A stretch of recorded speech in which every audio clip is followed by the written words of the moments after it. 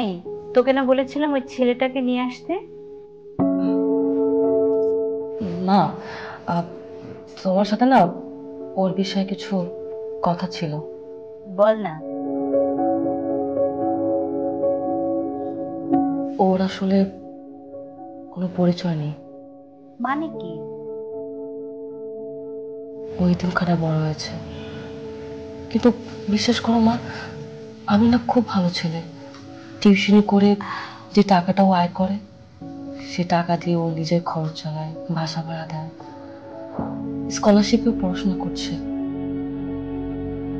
মা, তুমি কিছু বলো।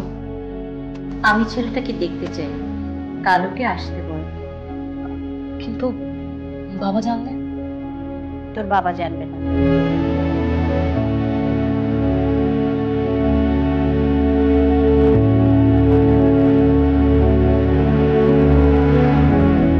আবেগে আবেগে কথা বলা দরকার।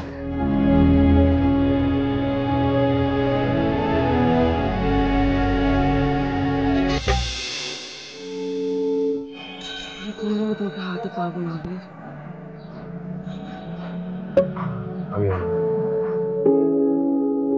যে পরিস্থিতি হোক, প্লিজ কোনো অ্যাটিটিউড দেখাবে না বাবা আমার সামনে।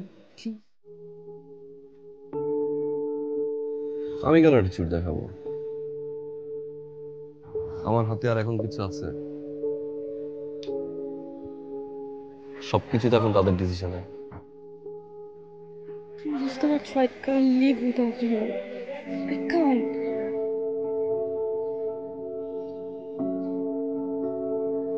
আমি আছি। তোমার কখন যেতে বলছো? মাকে বলেছে সন্ধ্যায়।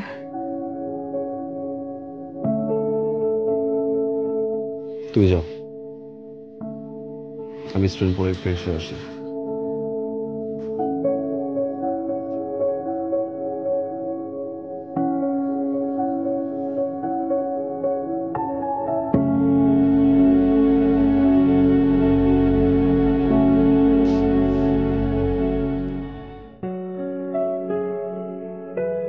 কিরে, তোর কি হলো?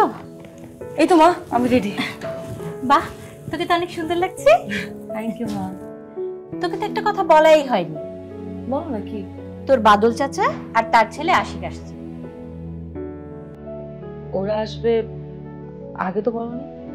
তোর বাবা হঠাৎ করে আমাকে বলল, আর তোকে বলা হয়নি, তুই বাসায় ছিলি না। ওরা কেন আসছে? আশিক বাইরে ছিল, গত সপ্তাহে এসেছে। তোর বাবা ওদেরকেও খেতে বললো। তাহলে আমি আবেগকে আসতে মানা করি, তাই তো? কেন? আবির আসলে কি হবে? পরিবারের সবার সাথে একসাথে পরিচয় হয়ে যাবে। আর তাছাড়া আবিরকে তো আমিই দেখতে চেয়েছি। আর তুমি জানো না আজকে আবির আসার কথা আমাদের বাসায়? কেন, আসলে সমস্যা কোথায়? তুমি সবকিছু জেনে এমন করছো না। আর তুমি কি মনে করো আমি সব বুঝি না ওরা কেন আসতেছে? বুঝলে তো ভালো। মা হয়ে সন্তানের অমঙ্গল চাই না, তাই আমি নিচে যাচ্ছি, তুই রেডি হয়ে আয়।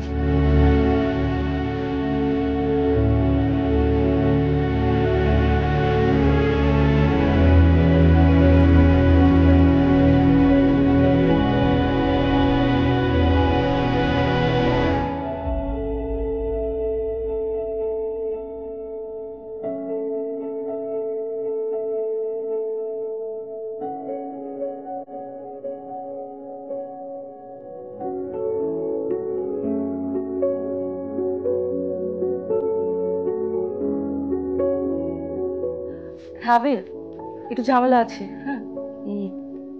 তোমাকে পরে ফোন দেবো, হ্যাঁ? তুমি রেস্ট করো।